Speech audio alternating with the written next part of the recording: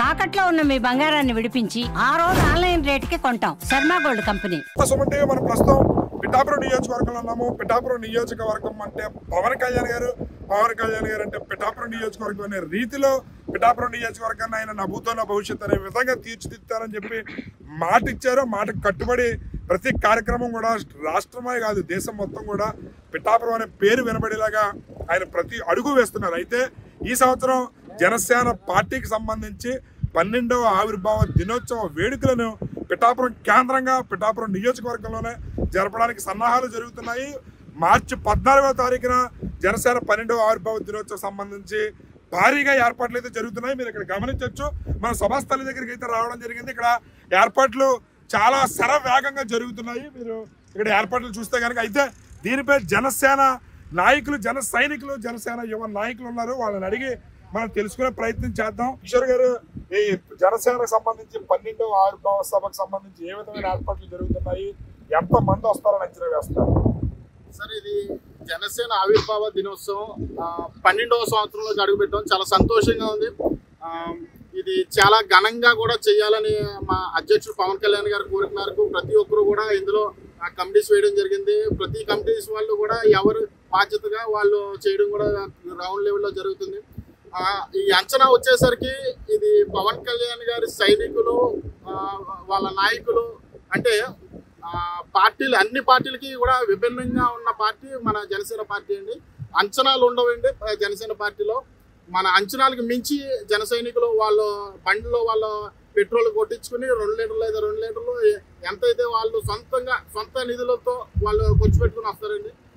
మా బిర్యానీ ప్యాకెట్లు కూడా మిగతా పార్టీలాగా మేము పంచిపెట్టవలసిన పని లేకుండా వాళ్ళే స్వచ్ఛందంగా వస్తారండి. అంత నిజాయితీ గల పార్టీ మా అధ్యక్షుడు పవన్ కళ్యాణ్ గారి పార్టీ జనసేన పార్టీ అండి. అయితే ఇప్పటి వరకు జనసేన ఆవిర్భావ దినోత్సవాలు 11 జరిగే అవన్నీ ఒక ఎత్తు, ఈసారి 12వ ఆవిర్భావ సభ మరొక ఎత్తు అని చెప్పి జన సైనికులు చెప్తున్నారు. దానికి ఏ విధంగా స్పందిస్తారు? అది వాస్తవం అండి. మిగతా సభలు వేరు, ఈ సభ వేరండి. పిఠాపురం అనేసరికి ఒక 2024 ముందు పవన్ కళ్యాణ్ గారు పోటీ చేయక ముందు పిఠాపురం ఒకటి, పవన్ కళ్యాణ్ గారు పోటీ చేసిన తర్వాత పిఠాపురం ఒకటండి అనే మాదిరిగా పిఠాపురం ప్రజలు కానీ వాళ్ళ అభిమానులు కానీ ఒక పవన్ కళ్యాణ్ గారి తాలూకా అని చెప్పుకోవడం మొదలు పెట్టారండి. అప్పటి నుంచి కూడా అభివృద్ధి జరగాలంటే పవన్ కళ్యాణ్ గారు రావాలి, పవన్ కళ్యాణ్ గారు వస్తే అభివృద్ధి జరుగుతుంది అనే నినాదాలతో ప్రతి ఒక్కరు కూడా ఇక్కడ పిఠాపురం నియోజకవర్గంలో ఉన్నారండి. ఇంతకు ముందు మనం కాకినాడ పక్కన పిఠాపురం అనేవాళ్ళం, కానీ ఈ రోజుల్లో ఆయన పవన్ కళ్యాణ్ గారు వచ్చి పోటీ చేసిన తర్వాత పిఠాపురం పక్కన కాకినాడ, లేదంటే పిఠాపురం పక్కన వైజాగ్, ఈ విధంగా చెప్పుకోవడం మొదలు పెట్టారండి. అదే విధంగా ఆయన ఇక్కడ కంటెస్ట్ చేయడం వల్ల ముఖ్యంగా పిఠాపురం అనేది దేశవ్యాప్తంగా ఈ రోజు వెళ్ళిందంటే దానికి కారణం పవన్ కళ్యాణ్ గారని బల్లగుద్ది మరీ చెప్పచ్చండి. సార్ చెప్పండి రామప్రసాద్ గారు, ఈసారి జనసేనకు సంబంధించి ఆవిర్భావ సభ ఎంత మంది వస్తారని అంచనా వేస్తున్నారు? ఎందుకంటే మచిలీపట్నం అనేది 10 లక్షల మంది అంచనా, ఇప్పుడు దానికి మించి వస్తారని అంటున్నారు. దానిపై మీరు ఏ విధంగా స్పందిస్తారు? 10 లక్షలు మించి వస్తారని మేము అయితే లోకల్గా మేము అనుకుంటున్నామండి. లోకల్గానే మేము ఇంకా స్ట్రెంత్ 10 లక్షల మంది మన లోకల్లోనే వచ్చేస్తారేమో అని అనుకున్నాం. మన ఉమ్మడి గోదావరి జిల్లా నుంచి వస్తారనుకున్నాం. మిగతా వాళ్ళు కూడా ఉన్నారు. 10 లక్షలు మించిపోవచ్చండి. గతంలో చూసుకున్నట్లయితే పవన్ కళ్యాణ్ గారు ప్రతి చోట మనం గమనించినట్లయితే పిఠాపురం అంచెంచుగా ముందుకు పెడతానే ఉన్నారు. మన పిఠాపురాన్ని రాష్ట్ర స్థాయికి తీసుకెళ్లారు, దేశ స్థాయికి తీసుకెళ్లారు. ప్రతి చోట కూడా పిఠాపురాన్ని ఒక స్పెషల్గా చూపిస్తున్నారు రాష్ట్ర ప్రజలందరికీ. అదే అతను మాకు ఇచ్చే గౌరవాన్ని మేము ఇంకా దాన్ని సొంత వర్కర్స్ కింద ప్రతి ఒక్కరు కూడా జనసేన పార్టీకి స్వచ్ఛందంగా వస్తున్నారండి. ఎవరు మిగతా పార్టీల్లోని మందు, బిర్యానీ, డబ్బు ఇచ్చే పార్టీలు ముందు వచ్చేవాళ్ళు, కానీ జనసేనలో అలాంటి వాటికి వ్యతిరేకంగా ఉంటుందండి. స్వచ్ఛందంగా వాళ్ళ చేతిలో ఉన్న డబ్బును తీసుకొచ్చి అక్కడ ఎవరన్నా ఉంటే వాళ్ళు ఆకలితో ఉంటే కనుక వాళ్ళ ఆకలి తీర్చేటోళ్ళు తప్ప ఏదైనా ఎక్స్పెక్ట్ చేసి కానీ బిర్యానీ, మందుకి కానీ డబ్బులకి కానీ ఎక్స్పెక్ట్ చేసి వచ్చి వాళ్ళైతే జనసేనలో ఉండరు. ఇది 10 లక్షలకి మించిపోద్దని మేము అంచనాలు వేసుకుంటామండి. వాళ్ళని ఎలా రిసీవ్ చేసుకోవాలి, వచ్చిన వాళ్ళ ఆనందాన్ని మేము కూడా దీనికి స్టేజ్కి పక్కనే వాళ్ళకి ఇక్కడ ముఖ్య ప్లేస్ ఇద్దామని మేము కూడా ప్రయత్నాలు చేస్తున్నామండి. మేము కూడా వాళ్ళకి ముందు ప్లేస్ ఇచ్చి మేము తర్వాత బ్యాక్ సైడ్ ఉందామని చెప్పి. అయితే ఇప్పుడు వరకు మీరు 11వ ఆవిర్భావ దినోత్సవ సభలో కూడా ప్రతిపక్షంలో ఉండే జరుపుకున్నారు. ఇప్పుడు అధికార పక్షంలో అది 100% స్ట్రైక్ రేట్తో ఎలా అనిపిస్తుంది? ఒక జన సైనికుడిగా మీకు ఏ విధంగా ఉంది మీ ఫీలింగ్? ఒక పిఠాపురంలోనే కదండి ఆ 100% స్ట్రైక్ ఏదైతే మేము రీచ్ అయ్యామో ఒక రాష్ట్రంలో ఏపీ మొత్తం చెప్పుకుంటుందండి ఈ రోజు పిఠాపురం కోసం. జనసేన పార్టీ ఈ రోజు వైసీపీ వాళ్ళు తండోపతండాలుగా మన పార్టీలోకి వస్తున్నారంటే దానికి కారణం అనేది ఇంకా ఈ 100% స్ట్రైక్ రేట్ చూసి ఇంకా మన మనుగడ ఇంకెక్కడ సాగించలేం. ఆంధ్రప్రదేశ్లో కూటమి ప్రభుత్వం మాత్రమే ఉంటుంది, మిగతా ప్రభుత్వాలు ఉండవు. తొందరగా మనం మేలుకుంటే మన భవిష్యత్తును మనం కాపాడుకోగలం, లేదంటే మన పతనం ఇక్కడి నుంచే స్టార్ట్ అవుద్ది అనే ఒక ఉద్దేశంతో నేను తండోపతండాలుగా రావడం జరుగుతుందండి. కానీ ఇంకోటి వచ్చేవాళ్ళు కూడా నేను ఒకటి చెప్పదలుచుకున్నాను, మిగతా పార్టీల్లో చేసిన అడవుళ్ళు ఇక్కడ చేయడానికి అవ్వదు. మిగతా పార్టీల్లో ఏదో విధంగా అయితే దోపిడీ జరిగాయో మన పార్టీలో అయితే అలాంటి వాటికి దోవ ఉండదండి. నిస్వార్థంగా చేసేవాళ్ళు, సర్వీస్ చేసేవాళ్ళు ఎంతమందినైనా జనసేన పార్టీ తీసుకుంటుంది. మన రాష్ట్రంలో ఉన్న 5 కోట్ల మంది కూడా మన ఇక్కడ ఉన్నా కానీ జనసేన పార్టీలోకి వచ్చినా కానీ ఎవరిని అడ్డు చెప్పరు. కానీ వాళ్ళు నిస్వార్థంగా పనిచేసే వాళ్ళు ఉండాలి. ప్రజల పక్షాన్ని నిలబడే వాళ్ళు అయితే వాళ్ళ నాయకులు అవ్వచ్చు, కార్యకర్తలు అవ్వచ్చు, ఎవరినన్నా స్వాగతం పలకడానికి మేము సిద్ధంగా ఉంటామండి. అది గమనించుకోవాలి. రైట్, చూసారు కదా పిఠాపురం జన సైనికుల స్పందన, జనసేన నాయకుల స్పందన. ఎందుకంటే వీళ్ళు ఆవిర్భావ దినోత్సవ సభకు సంబంధించి ఏర్పాట్లను దగ్గరుండి నిరంతరం పర్యవేక్షిస్తున్నారు. ఇక్కడ మండు టెండను సైతం కూడా లెక్క చేయకుండా ఈ ఏర్పాట్లు చాలా శరవేగంగా జరుగుతున్నాయి. మీరు ఇక్కడ గమనించవచ్చు. బ్యారికేడ్లకు సంబంధించి ఇక్కడ ఎక్కడికక్కడ వింగులు ఏర్పాటు చేయడం జరుగుతుంది. మీడియాకి సంబంధించి ఒక వింగు, అదేవిధంగా మహిళలకు సంబంధించి ఒక వింగు, అదేవిధంగా జన సైనికులు జనసేన నాయకులకు సంబంధించి విడివిడిగా ఎవరికి వాళ్ళకి ఒక్కొక్క వింగు ఏర్పాటు చేయడం జరుగుతుంది.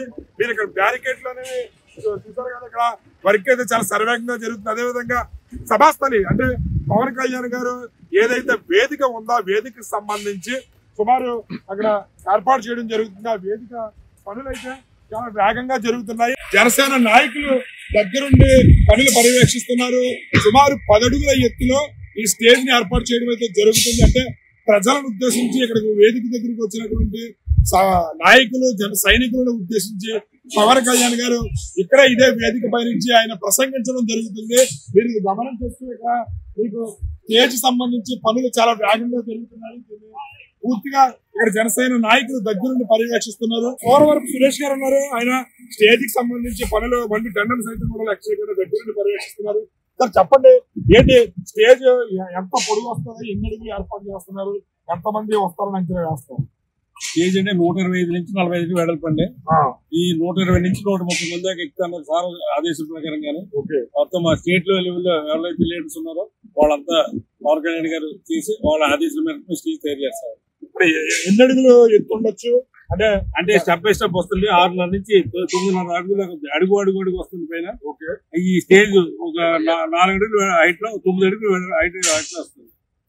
ఎన్ని రోజుల్లో ఈ పని మొత్తం పూర్తి అవకాశం? ఈవేళ కాగితం అయిపోతుందండి. 10వ తారీఖు నుంచి స్టేజ్ స్టార్ట్ చేస్తాం. మా ఒక 12 గంటలు క్లోజ్ అయిపోతుంది వర్క్ అంతా. ఎంతమంది సుమారు మీటింగ్ అయితే 7-8 లక్షల నుంచి ఎక్స్పెక్ట్ చేస్తామండి. గ్రౌండ్ లో వచ్చి మేమైతే 5 లక్షల వరకు గ్రౌండ్ ఏర్పాటు చేసాం. సిట్టింగ్ అయితే విఐపీస్ అయితేనే, వీర మహిళలు అయితేనే, మహిళా విఐపీలు అయితేనే వాళ్ళంతా కూడా బయట నుంచి అదర్ స్టేట్ నుంచి కూడా వచ్చేయండి. తెలంగాణ నుంచి కర్ణాటక నుంచి కూడా వాళ్ళందరికీ ఏ ఇబ్బంది లేకుండా అన్ని ఆర్గనైజ్ చేస్తామండి ఇక్కడ గ్రౌండ్ లో మాత్రం. జనసేన నాయకులు సూర్యబాబు గారు ఉన్నారు, ఆయన అడిగి తెలుసుకుందాం. సార్ చెప్పండి, ఏర్పాట్లు ఏ విధంగా జరుగుతున్నాయి, ఎంతమంది వస్తారని అంచనా వేస్తున్నారు? గత 10 రోజుల నుంచి మేము ఇక్కడే ఉన్నాం సార్.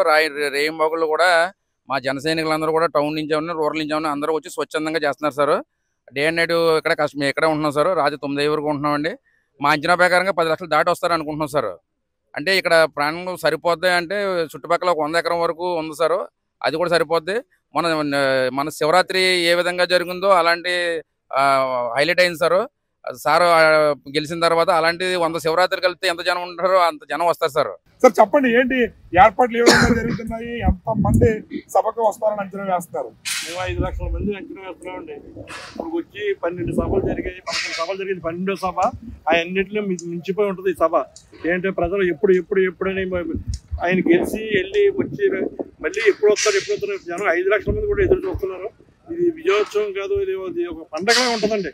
పండగ వాతావరణం ఇప్పుడు అప్పుడే మాకు వచ్చేసిందని పండగ వాతావరణం.